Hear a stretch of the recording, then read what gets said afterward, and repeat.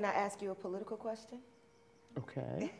What was your reaction to the 2020 elections and the 2021 insurrection at the Capitol?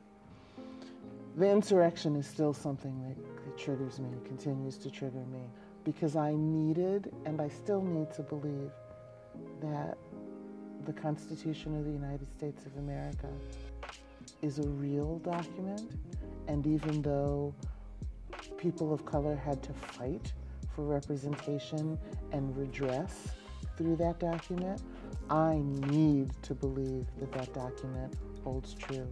And so I continue to advocate for everyone to know who the people are in your district and communicate with them, and get your friends to communicate with them, and get Pookie and them to communicate with them to make sure that the message is clear. You may not want me to be your constituent. I am your constituent. This is not antebellum. You are in a job for me, and I will continue to push you to do that job well. And I want everyone to push their legislative bodies, their specific district representatives. I want them to push them to honor the oath that they took.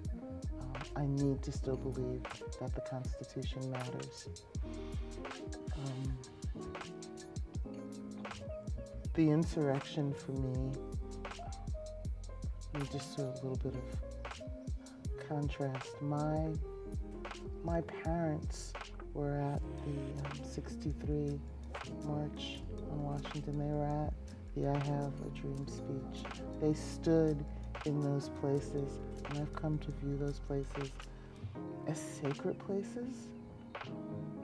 And to see the lies and the hatred and the racism on display, and the willingness of people who, when you drive around here, you see Blue Lives Matter and we support the police, and to know that those people were taking fire extinguishers and throwing them at Capitol Police and beating people with flagpoles and chasing Capitol Police through the halls of what is supposed to be a sacred shrine to democracy.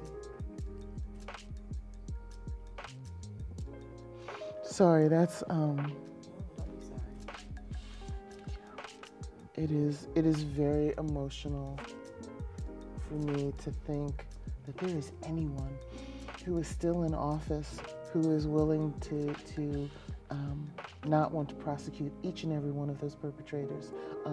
It is disgusting to me that you can stand before the cameras in the Senate chamber knowing the horror that was unleashed there and have the audacity to say, we should turn a page. The American people aren't ready. No, a whole lot of us are long past ready. It's time to deal. You fed this monster, you allowed this monster to flourish in the dark, it has now escaped its cages and it is out. And so deal with what you've created. This is not an acceptable way to express your patriotism or your value in America. You swore to uphold this Constitution. Do your job. Uphold the Constitution, because this matters.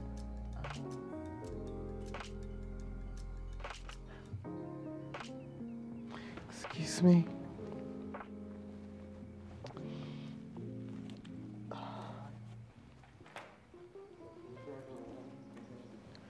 Thank you. Thank you. Thank you very much. Yeah, take your time. Take your time. Thank you.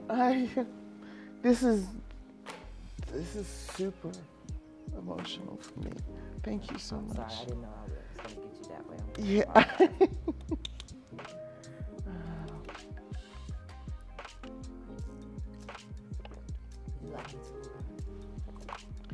No, because I still have